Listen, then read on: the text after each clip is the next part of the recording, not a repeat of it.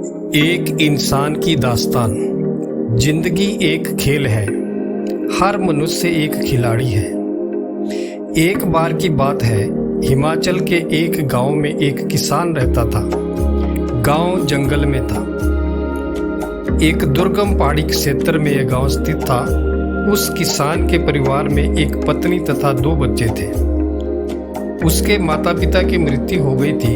अन्य भाई बहन कोई न था। उस गांव में कमाई के साधन बहुत कम थे। थोड़ी बहुत खेती तथा पशुपालन ही जीविका के साधन थे। जंगल से घास लेकर आना पड़ता था।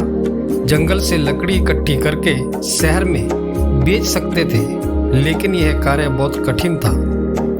उस किसान के मन में अशुभ विचार आने लगे। वह सोचने लगा कि क्यों न मैं खुदकुशी करके अपनी जीवन लीला ही समाप्त कर दूं, तथा घर से भाग जाने का विचार भी उसके मन में आने लगा।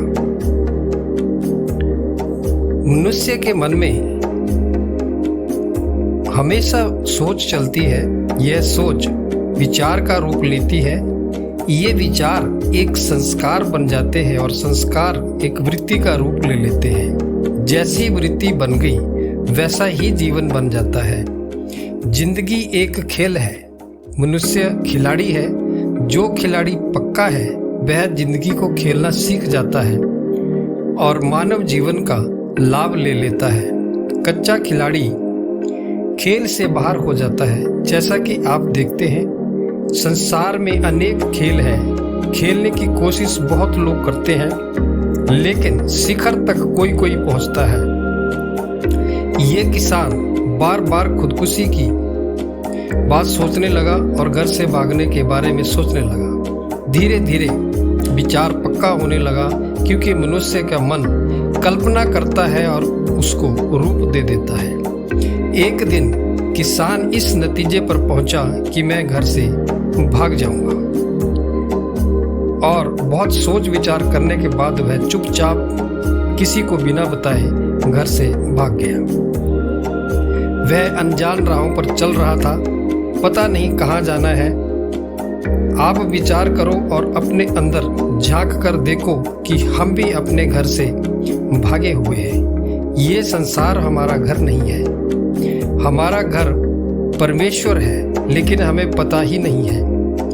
एक को देखकर दूसरे सभी भाग रहे हैं। कहाँ जाना है कुछ पता नहीं है। कोई तीर्थ पर जा रहा है, कोई मंदिर में, कोई जंगल में जाता है, कोई शहर में अपना ठिकाना ढूंढ रहा है। हम है कौन यह भी पता नहीं है। शरीर को अपना आप मान रहे हैं, चल रहे हैं। एक दिन मौत हो जाती है। भागते भागते शमशान पहुंच जाते हैं। जब अंत समय आता है तो पता चलता है कि हम भटकते रहे, मंजिल न मिली। वह किसान चलते चलते एक गांव से दूसरे गांव और गांव से जंगल। एक दिन उसकी मुलाकात एक साधु से हुई।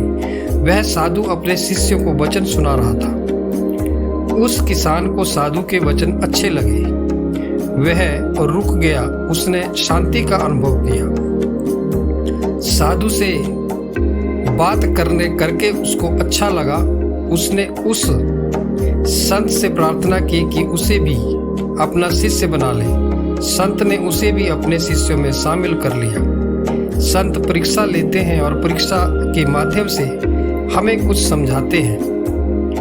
उस नए शिष्य की भी परीक्षा हुई। संत ने कहा, मुझे प्यास लगी है, जाकर कहीं से पानी लेकर आओ। वह पानी ढूंढता हुआ गया। उसे एक छोटा सा तालाब नजर आया। जब वह तालाब के पास गया तो देखा तालाब में कुछ जंगली जानवर हैं। उन्होंने पानी को इतना गंदा कर दिया था कि पानी का रंग ही बदल गया था। वह कीचड़ ही दिखाई दे रहा था। उसने देखा और बिना पानी लिए लौट गया। उसने और मेहनत करनी उचित नहीं समझी। वापस आकर संत से कहा, एक तालाब मिला जिसमें पानी गंदा है, अन्य पानी का कोई साधन नहीं है। संत ने कहा, आराम करो। 2 घंटे बाद फिर संत ने कहा, जाओ उसी तालाब से पानी लेकर आओ। वह किसान फिर उसी तालाब में से पानी लेने गया। मगर पानी बिल्कुल साफ था। उसे बड़ी हैरानी हुई कि पहले तो पानी इतना गंदा था, अभी इतना साफ कैसे हो गया। वह पानी लेकर वापस संत के पास गया और पूछा, सब कैसे हुआ। संत ने उसे समझाया, पहले जंगली जानवरों ने पानी में उथल पुथल मचाई थी, इसलिए पानी में मिट्टी मिल जाने से पानी गंदा हो गया था। अब मिट्टी नीचे बैठ गई है, पानी साफ हो गया है। तुम उस वक्त भी पानी किसी और जगह से ला सकते थे, लेकिन हिम्मत नहीं की। जैसे मिट्टी पानी में मिल गई थी और गंदा हो गया था, इसी तरह हमारे दिमाग में भी विचारों की उथल पुथल मचती है। विचार इस तरह हमारे दिमाग में हलचल पैदा करते हैं कि हम समझ नहीं पाते कि क्या करना है और क्या नहीं करना है। अनेकों सवाल हमारे दिमाग में खड़े हो जाते हैं, हमारे अंदर हलचल में पैदा कर देते हैं। इसी कारण हम अपने जीवन को बर्बाद कर देते हैं। उस किसान को संत की बात समझ में आ गई और वह अपने घर वापस लौट गया।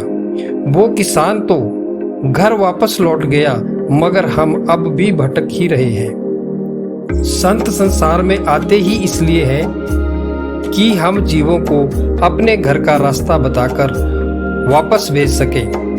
कितने ही महापुरुष आए, जैसे संत कबीर, गुरु नानक देव जी, श्री कृष्ण, श्री राम, महात्मा बुद्ध इत्यादि। सभी ने मनुष्य को यही संदेश दिया कि अपने घर वापस लौट जाओ, वहीं शांति मिलेगी। संसार में भटकना बंद कर दो।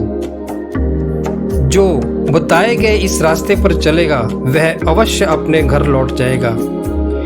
उनके अपने घर वही है जहां परमेश्वर है।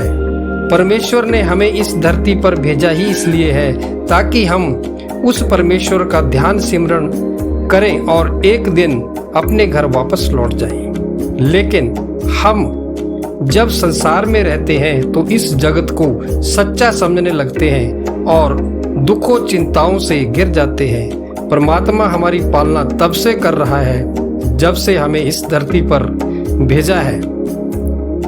84 लाख योनियों में हम विचरण कर रहे हैं, लेकिन फिर भी हम खुद पर दया नहीं करते, परमेश्वर की शरण में नहीं जाते।